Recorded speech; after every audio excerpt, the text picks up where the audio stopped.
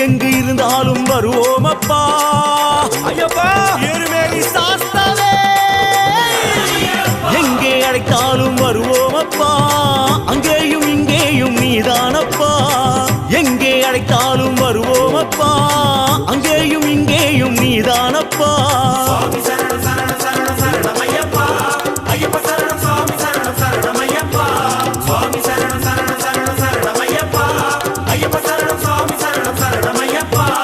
ஐயா உன் சன்னதிக்கு நம்பி வந்த மணிகண்டனே இக்கணமே வந்தருள்வாய் ஐயப்பா